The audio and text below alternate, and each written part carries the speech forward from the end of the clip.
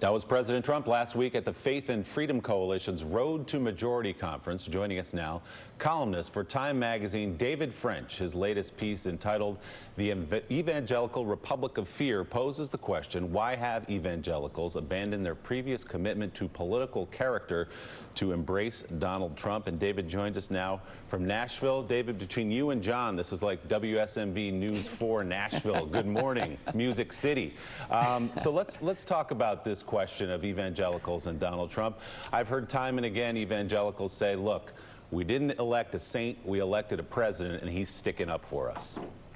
Yeah, but you know, here's the problem. When you're talking about the church, when you're talking about representing the people of God, you can't act like you're just another interest group, like you're, say, the oil and gas producers of America, and you're just looking at which candidate is going to sort of give you the best policy wins. That's not the sole calculation, and it never until now has been. I mean, until now and until recently, evangelicals were the group of people in the United States who, according to polls, most emphasized the character of a political candidate. Now, according to some polls, they're the group of Americans who least emphasize the character of a president. And one of the reasons I said this, or one of the reasons for this, as I said in the piece in Time, is that there's an awful lot of fear. Yes, there's some charlatanism and some opportunism, but there's an awful lot of just sort of raw fear.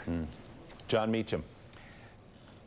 David, if you were looking at this as a timeline, where was the inflection point for the movement of what we think of as the religious right, the evangelical community, however you want to put it? Where do you think the people of God became the interest group?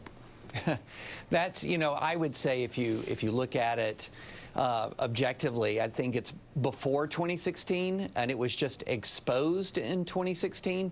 So it's hard to know when exactly that occurred. But I would say there are triggering events in the Obama administration that were legitimate threats to religious liberty that gave a lot of people cause for concern.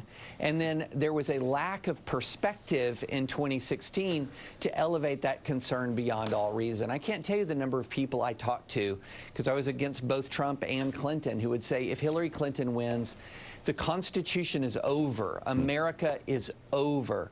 There was just this atmosphere of fear and sometimes even almost hysteria that underlay, that was in part of the undercurrent of the church. And I feel like it's going to rear its head again in 2020.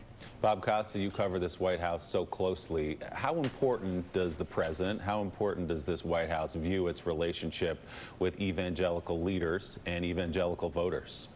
He knows they need to be convinced to stay. He thinks back to 1976, his top advisors. Jimmy Carter won as a born-again Christian, won many evangelical voters in this country. President Reagan comes in 1980 and 84 and says, if you want to be a group that protects your values, that you want to fight against abortion, stick with the Republican Party.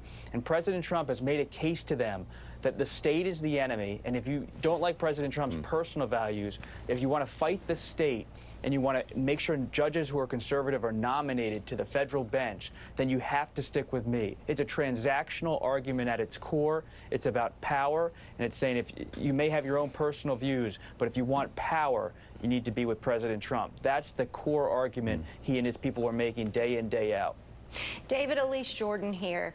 I read your work with interest because I grew up in an evangelical Southern Baptist church, and I almost wonder if it's less about Donald Trump than it is just fundamental change that has to happen within the church. And you look at this year at the Southern Baptist Convention and how finally there is starting to be some action on sexual abuse within the church.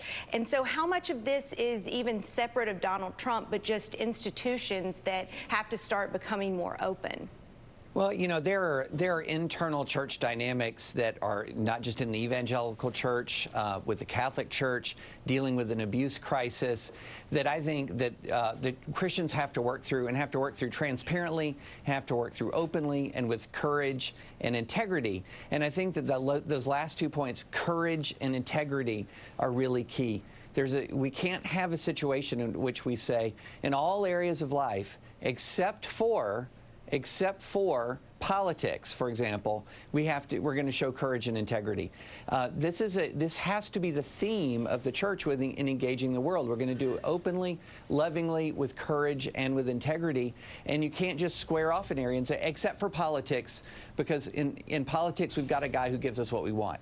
That is not the way you approach the world. Except right now, that's exactly what's happening. David French, thank you so much. A man always worth reading. We'll be reading your new piece in the new issue of Time magazine. Robert Costa, thank you as well as always for your reporting. Coming up next on Morning Joe.